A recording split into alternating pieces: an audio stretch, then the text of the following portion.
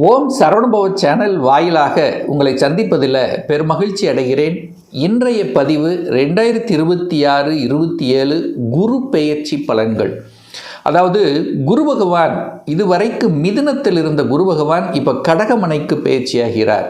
எப்போ இது நடக்குது அப்படின்னா வருகின்ற 2026 ஜூன் மாதம் 2ஆம் தேதி குரு பகவான் கடகமனையில் உச்ச பலத்தோட வலிமையாக இருந்து பலனை தரப்போகிறார்.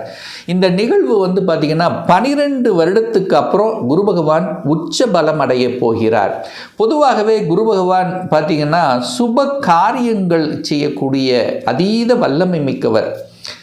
குழந்தைகளுக்கு காரக கிரகம், பணத்தை கொடுக்கக்கூடியவர், தன காரக கிரகம், கால சக்கரத்தினுடைய 9வது அதிபதி, பாக்கியத்தை தரக்கூடியவன். அப்போது இந்த காலகட்டம், இந்த வருடம் பார்த்திங்கன்னா நிறைய பேர்த்துக்கு பாக்கியத்தை தர காத்து கொண்டிருக்கிறது அப்படின்னு நம்ம எடுத்துக்கலாம்.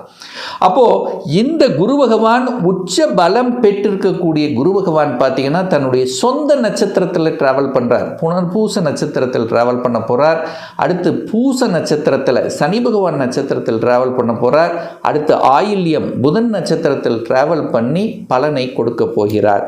அப்போது 12 ராசிகளுக்கும் என்ன மாதிரியான பலன்களை கொடுக்க போகுது, அதாவது மேச முதல் மீனம் வரை அப்படிங்கிறத டீட்டெயிலாக இந்த பதிவில் பார்க்க போகிறோம். மிஸ் பண்ணாமல் இந்த வீடியோவை முழுவதுமாக பாருங்கள். நிச்சயமாக ஏதாவது ஒரு ரூபத்தில் உங்களுக்கு யூஸ்ஃபுல்லாக இருக்குங்கிறதுல எந்தவித மாற்று கருத்தும் இல்லை. நம்ம சேனலை நீங்கள் ஃபஸ்ட்டு டைம் பார்ப்பவர்கள் என்றால் மறக்காமல் சப்ஸ்கிரைப் பண்ணிக்கிங்க. விருச்சிக ராசி அன்பர்களே, 2026 ஜூன் மாதம் 2ஆம் தேதி நடைபெறக்கூடிய குரு பெயர்ச்சியால் என்ன மாதிரி பலன்கள் இந்த விருச்சிக ராசி அன்பர்களுக்கு அப்படின்னு பார்க்கும் பொழுது, இந்த குரு பகவான் யார் அப்படின்னா 2ஆம் அதிபதி, தனம் குடும்பம் வாக்குஸ்தானத்தின் அதிபதி, அதே சமயத்தில் 5க்குரியவன், பூர்வ புண்ணிய ஸ்தானத்தின் அதிபதி, பஞ்சமஸ்தானத்தின் அதிபதி, காதல் ஸ்தானத்தின் அதிபதியான அந்த குரு பகவான் உங்கள் ராசிக்கு 9ஆம் இடம் என்று சொல்லக்கூடிய பாக்கியஸ்தானத்தில் போய் அமர்ந்து கொண்டு உச்ச பலத்தோட வலிமையாக இருக்க போகிறார். அப்போ இந்த குரு அப்படிங்கிறது இந்த விருச்சிகத்துக்கு யோகத்தை தரக்கூடியவன். 5ஆம் அதிபதி 9ல் அமர்ந்திருக்கார். அப்போ இந்த வருடம் டாப் டக்கர் இருக்கக்கூடிய ராசியில் இந்த விருச்சிக ராசிக்கு அதி உன்னதமான நட்பலன்களை கொடுக்க காத்து கொண்டிருக்கிறது இந்த வருடம்.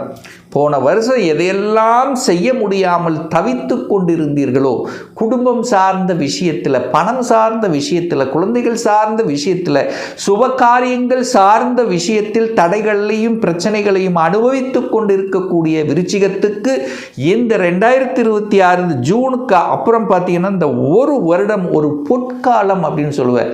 நல்ல நல்ல விஷயங்கள், மங்களகரமான விஷயங்கள் நடக்க காத்து கொண்டிருக்கிறது அப்படின்னு சொல்லலாம். அப்போ இந்த குரு பெயர்ச்சியை இனிதே நீங்கள் வரவேற்கலாம். அப்போது அந்த குரு பகவான் எங்கே பார்க்குறார், அதாவது தான் இருக்கக்கூடிய இடத்தை விட பார்க்கக்கூடிய இடங்களை அத்தனையும் புனிதப்படுத்த போகிறது. எங்கே பார்க்குறார்? உங்கள் ராசியை பார்க்குறார். உங்கள் மனதில் இருந்து வந்த சங்கடங்களை விலக காத்து கொண்டிருக்கிறது. டல்லாக இருக்கு, எதையும் செய்யப்படுத்த முடியலையே அப்படின்னு நினச்சிட்டு இருப்பீங்க பாருங்கள். ஒரு மாதிரி டல், சோம்பேறித்தனமாக, ஒரு செயல்படுத்த முடியல, ஒரு தடை இருக்குது, மனசில் சில குழப்பங்கள் இருக்குது. இப்போ எல்லாம் தெளிவு பெறக்கூடிய அமைப்பு இருக்குது. பெரிய மனிதர்களின் தொடர்புகள் கிடைக்கக்கூடிய அமைப்பு, கடவுளினுடைய அனுகிரகங்கள் அப்படியே உங்களுக்கு இறங்கும். எத்தனை வருடங்கள் எல்லாம் பிரார்த்தனை பண்ணி அது செய்யல, இது நடக்கலை நினச்சிட்டு இருந்தீங்கள்ல, இப்போ அத்தனையும் நீங்கள் எண்ணியபடி எண்ணியவாறு நடக்கக்கூடிய தன்மை, தடைகள் இருந்த அத்தனை விஷயங்களும் நீக்கப்படுகிறது.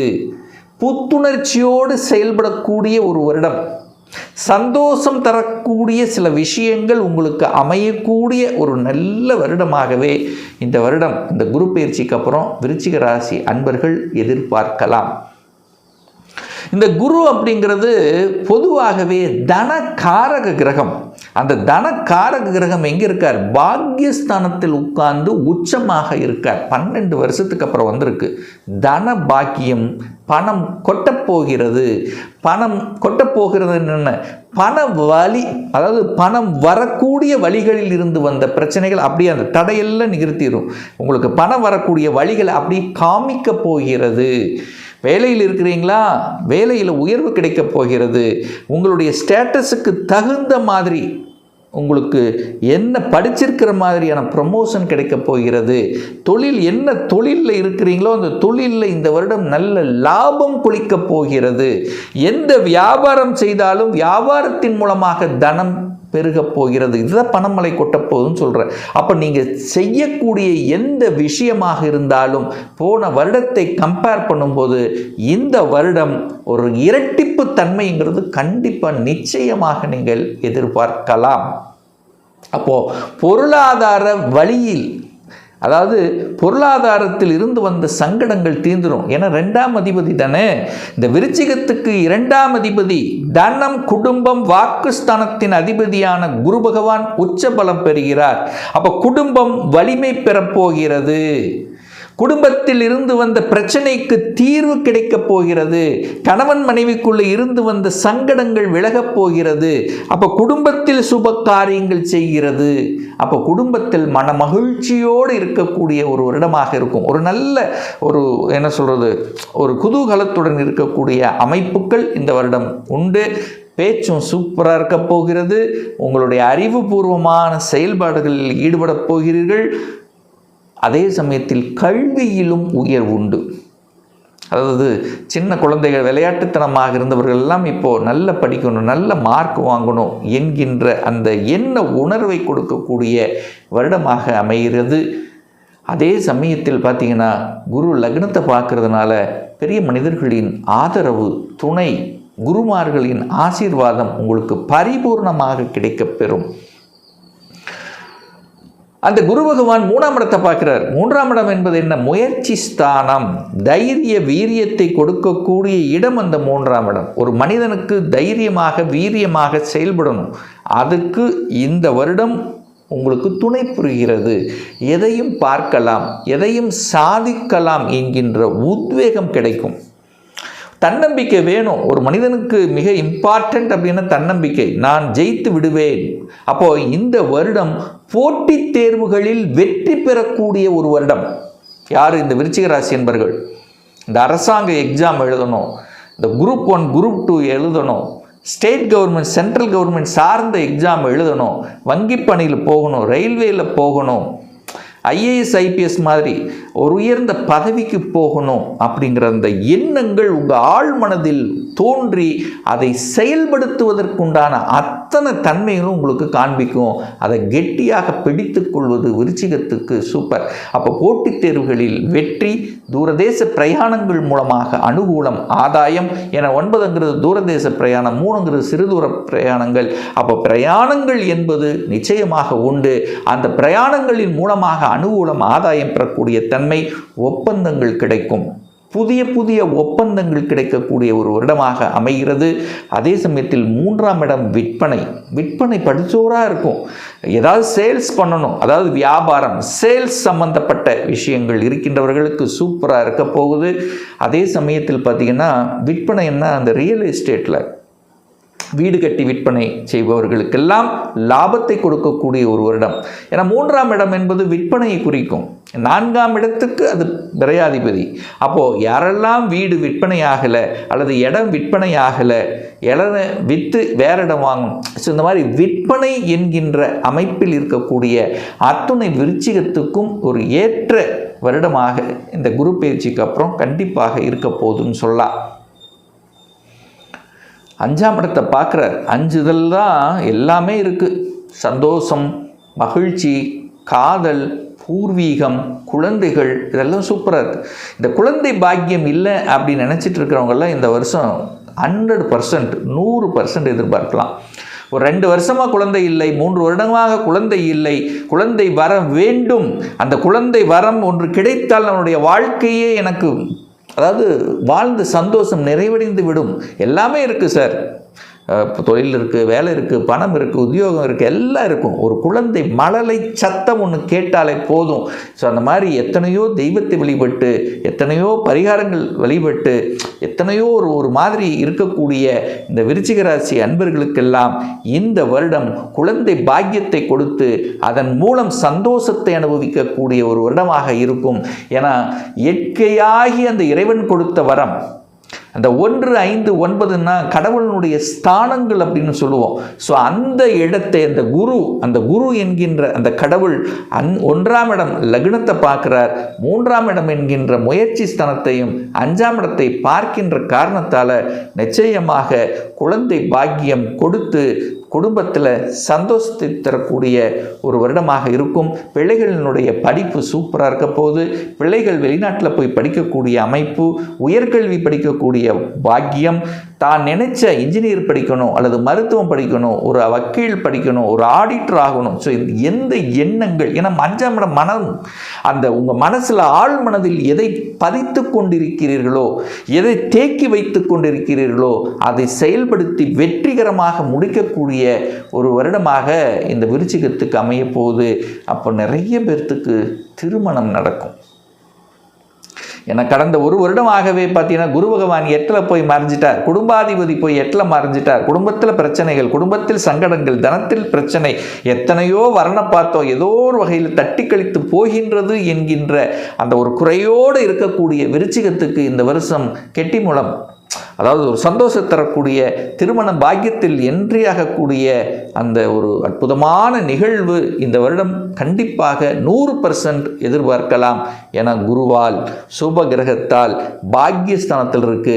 அப்போ என்ன பாக்கியத்துக்காக உங்க ஆழ் மனது ஏங்கிக் கொண்டிருக்கிறதோ அந்த பாக்கியத்தை அனுபவிக்கக்கூடிய ஒரு வருடம்.